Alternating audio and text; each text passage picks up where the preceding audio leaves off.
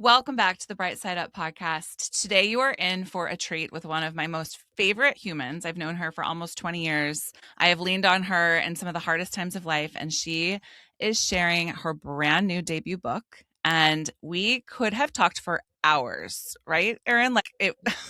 We need to I have her know. back. Well, and I've heard about Danielle for so long from you and just how much of an impact she's made on your life and your business with the feel good formula.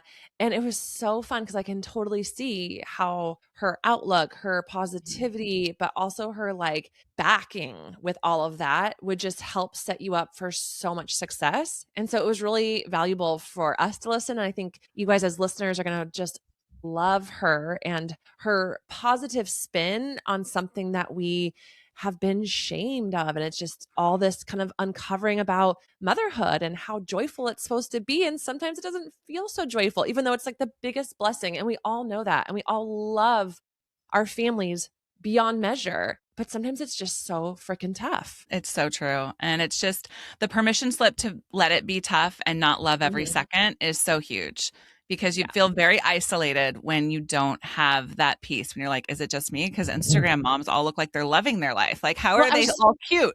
yes, I was just going to say that we actually don't even touch on social media at all in this episode, but that is a huge, and we all know comparison is the thief of joy. And yeah, I mean, even just social media, just that constant reminder, like you're not doing enough and look at me over here thriving. And you're like, how is this How? possible?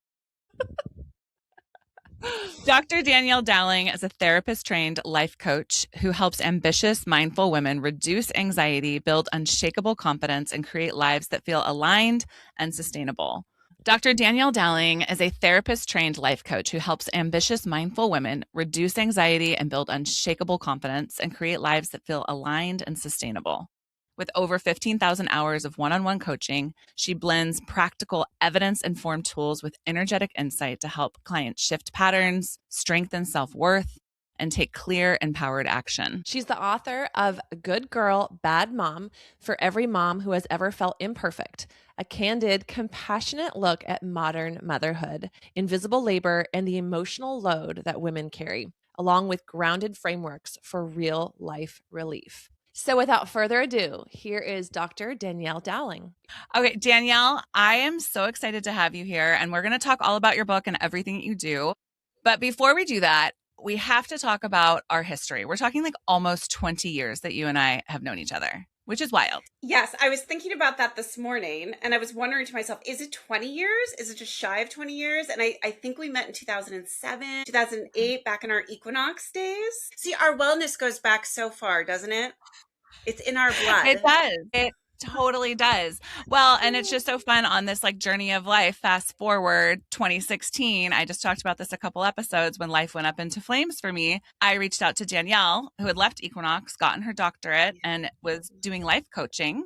Was a life coach. I hired her in like the thick of it. And I truly attribute where I'm at today from those months of working with you. And you are the one person who taught me Feel Good Formula, which I ended up naming my business and my website.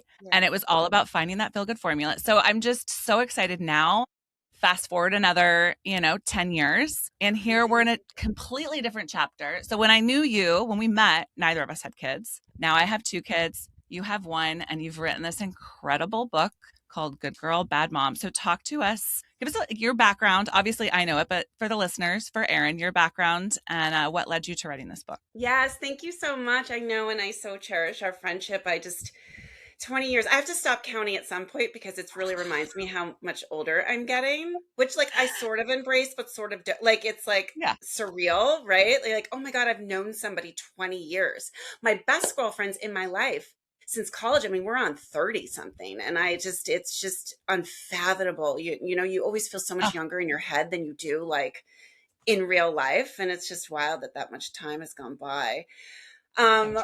yes, we met so long ago. And I remember when you were pregnant with your first one.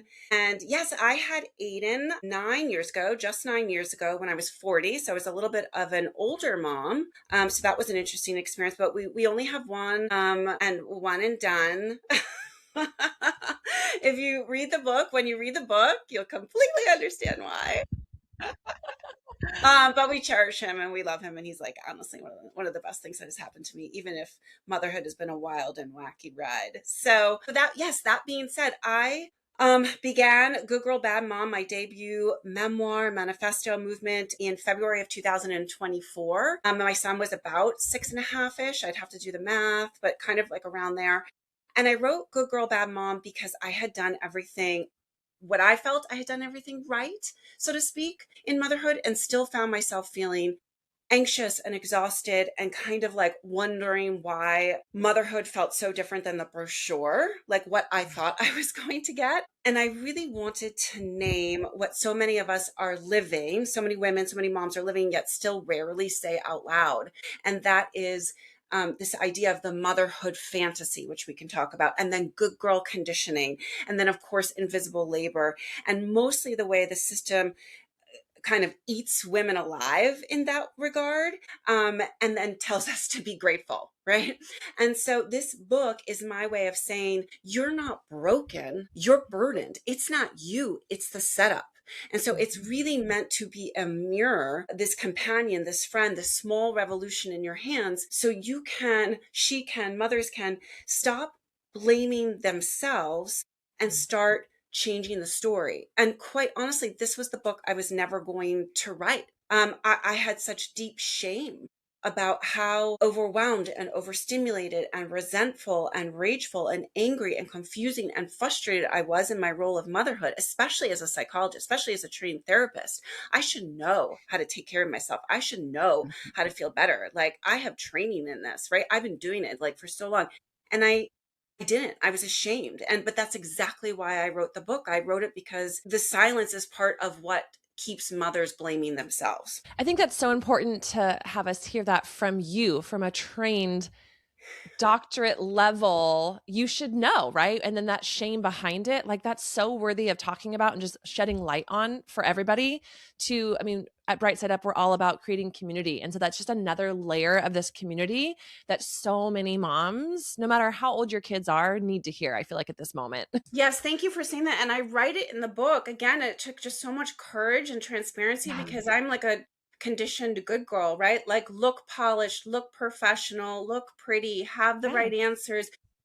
Don't be messy. Don't, like, you've got it together. You've got the right answers. And so to come to a place in my life where I couldn't stuff down that Yeah. resentment or that rage or that confusion or that shame anymore, and to be able to write, like, I really felt inept. I really felt insecure. I really questioned myself. I thought, maybe I'm a fraud. Like, maybe this stuff only works when you're only a little depressed or a little anxious, like not when Yeah. it's like postpartum anxiety and depression. And so this was once very difficult for me to admit, but I feel very proud to be able to say that out loud. So I help other women. I'm just one of many women that are saying this out loud.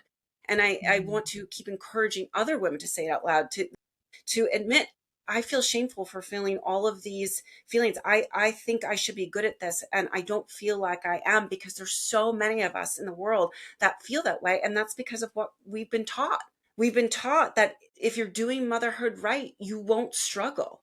And if you're struggling, it's a character flaw. So she shuts up and puts up, and she stays silent. She just works harder at it. So there is something that you call motherhood overwhelm, and it's more of a collision of three different elements. So talk to us about that. Yes. So I see overwhelm and anxiety in motherhood as the collision of these particular three forces, the ones that I just mentioned: the motherhood fantasy, good girl conditioning, and invisible labor. And when these three collide, a woman does what she's been trained to do, and that is to assume that she's the problem. She internalizes that anxiety and that overwhelm as personal failing rather than a systemic issue. So she's not being irrational about this. She's just doing what she's been taught, which is to measure her worth by how well she quietly, because please don't speak up, right? Like, that would be really inconvenient for you to tell us how you really feel. So how quietly she holds it all together. And then culture on top of that, it largely ignores the cost, right? Because it's built on the assumption that a woman will endure, because we always have, because we do. Yeah. And so that's what I like to call in my words, in my view, the motherhood setup. Mm-hmm. What is so wild about that is, from the outside looking in, we see these, professional women, running their careers and doing all the things and checking all the boxes. And then it comes to motherhood, which is a whole other ballgame. I've seen someone comment this on your posts promoting, and I love the way that this sounds. And it's so true about this book. It is a permission slip. You have written a permission slip for us to not be okay, like to struggle and for it to be hard.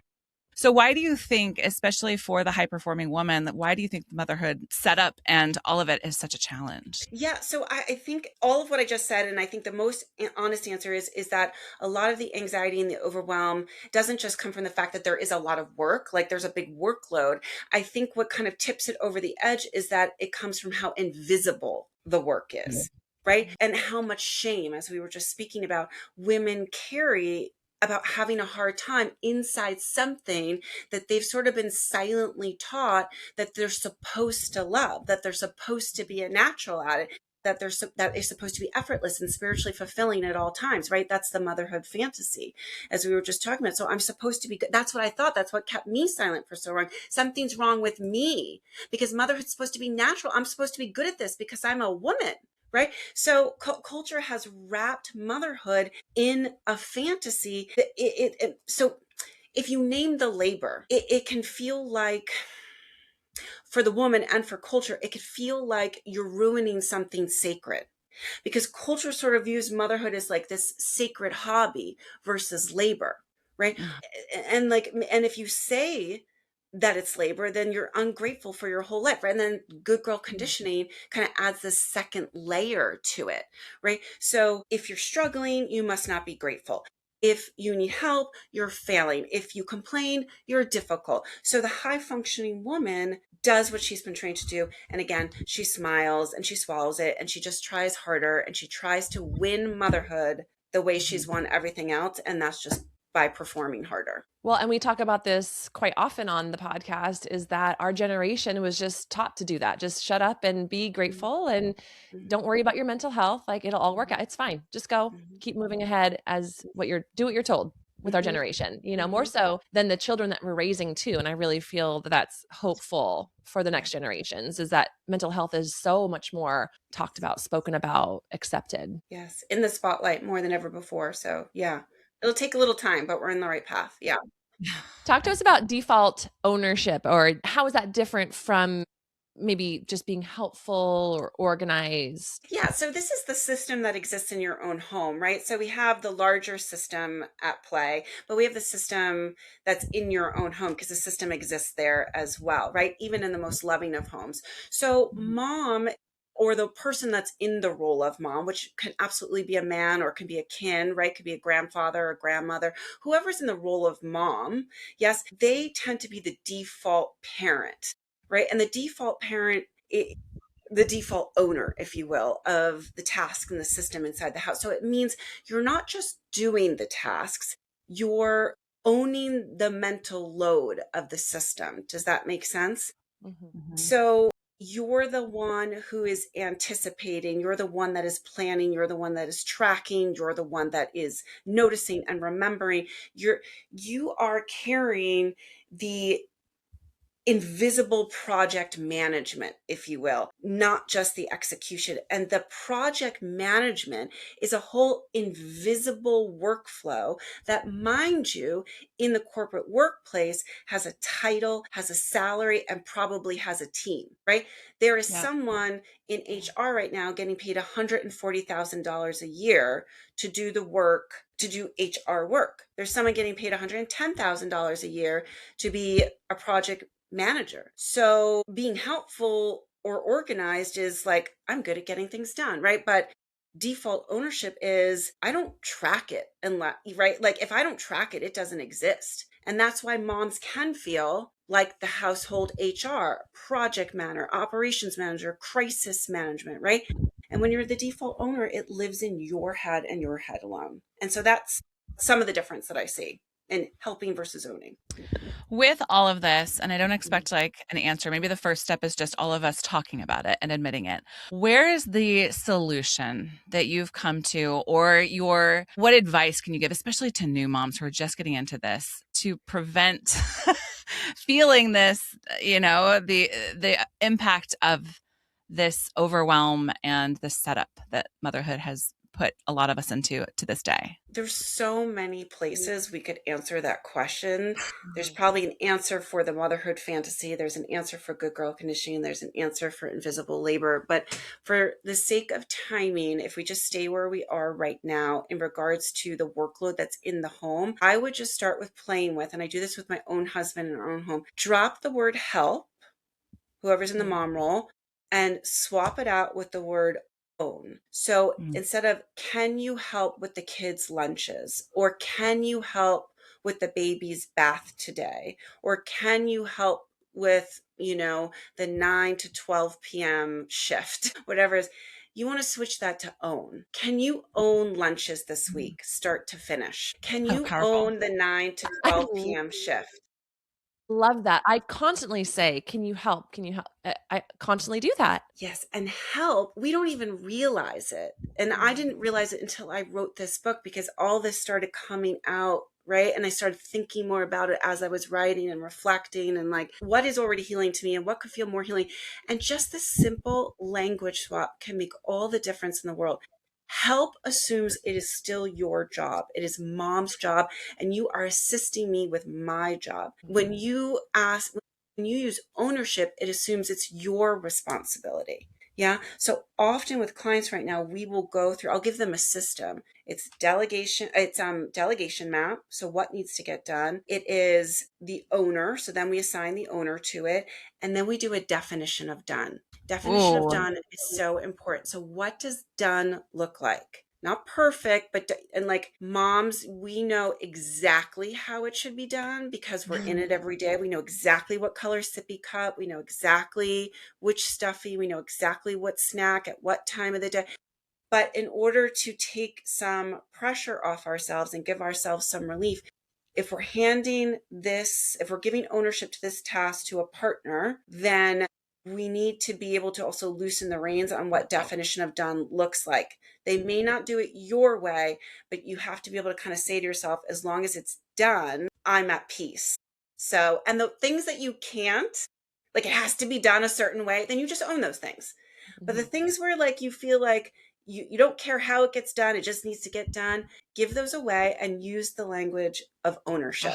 That's amazing. I really love that. I so love it. And it's like with teenagers in my house, it's a different chapter, but it's like, I want to use this with them versus, Yeah. hey, Bella, can you help me do the dishes? No, can you own doing the dishes tonight? And also, how empowering is that for a kid and also for a parent? I'll just share super quickly, but I feel like because of being a single mom so early, I've tried to do everything myself to the point to where the kid's dad is like, Chelsea, they're my kids too. You don't have to say thank you. How nice that he And said that. well, he's fantastic. And same thing with Anthony. And the best gift I've given my marriage with Anthony is allowing him to own things and to be a part of it, because that makes them feel empowered. They feel connected versus me putting my arms around everything, being like, I got it, I got it, I got it. And really, I'm trying to protect them, but it's like, it's doing the opposite. It's making me overwhelmed. It's making them feel not included. And I love that. Like we could end the podcast there. Mic drop. Own instead of help. Using it. Yeah, it's a good one. Yeah. So, Thank you. along those same lines, tell us about how this invisible labor can create resentment. Yeah. So so to this point, I think one of the ways resentment can happen is when the workload is real but unspoken. So, and we're right on this topic. This is what we've been saying. So when one person is carrying the cognitive and the emotional weight of the whole system. So even in loving relationships, I say I won the husband lottery and it still showed up in my home. So if one person is doing all the tracking and the planning and the anticipating of everything, it's really easy for the other person, again, usually the woman in the mom role, to feel like a human reminder app. And they start to feel, invisible. And so motherhood at large, let's be honest, no one really mirrors back how monumental the work is. And so a mother may really start to question the value of what she knows is complex yet still essential. It's actually work. It's actually labor.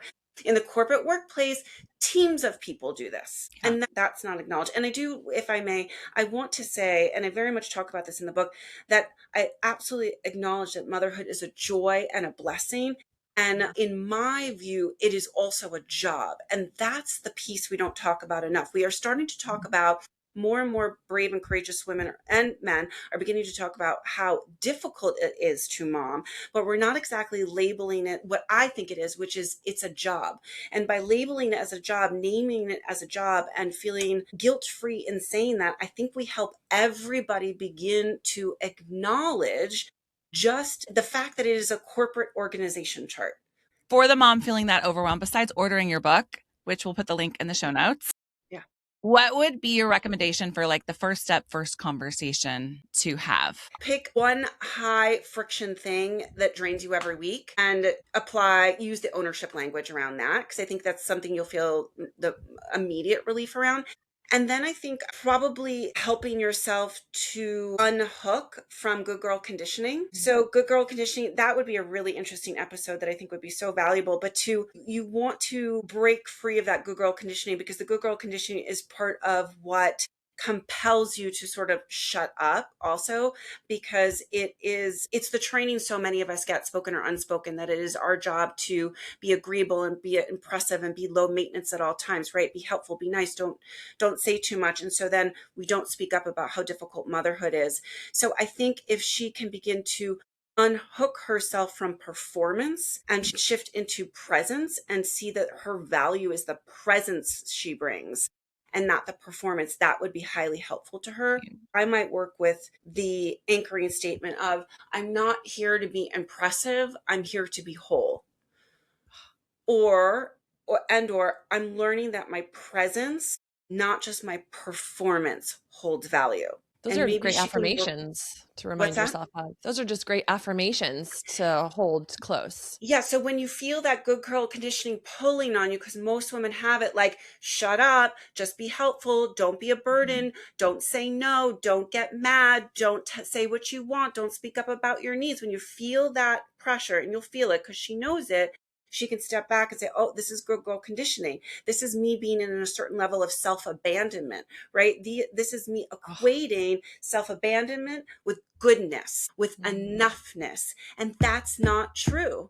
Right. One of the things I'm so passionate about in this corner of my life at this time in my life is that I really believe in raising children without losing ourselves. And so this is one of the ways she can help herself not lose herself in motherhood, is to remember herself, that she has needs that matter, and she doesn't need to fall or succumb to that good girl conditioning, and that who she was in the past, if she was a good girl, doesn't need to be who she is today. Right. That identity is a chapter, not a whole book. Right. And so you want to unhook that in motherhood, because it will bury you in motherhood. It is too big of a job, right, to be a good girl in. This is why people go to therapy, because they did not get attention, because they did not get witnessed, because they did not get seen, because they did not get celebrated, because they did not get looked in the eyes. That's what really matters more than anything. And it is so valuable, but we are not used to attaching value to it. We're used to attaching value to getting the dishes done, the laundry done, the grocery filled, the laundry basket is empty, all the things. We could go on, right?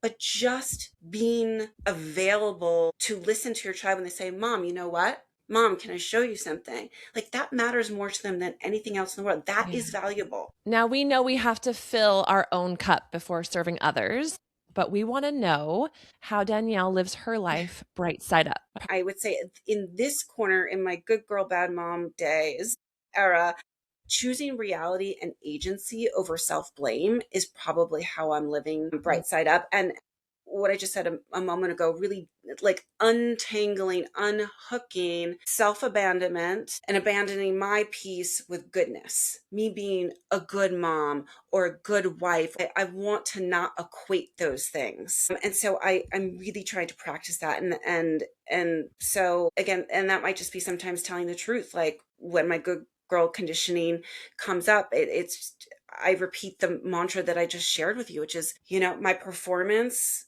My presence, not my performance, holds value. This doesn't need to get done right now. I'm not going to be a better person or mom or wife or even woman if all this gets checked off the list right now. What I need is 3 minutes outside in the sunshine. What I need is to go get my favorite cappuccino after I drop my son off at school before I get to my desk, like little me moments. Such a fan of that. Such a fan of you. We have the link to purchase your book in the show notes. We have the links to contact you, your website, and your Instagram so everyone can follow and connect. And we're just so grateful for you to come on. And we'll definitely get like part 2 in the works because there's a lot for us to talk about. Thank Thanks, you so Danielle. much.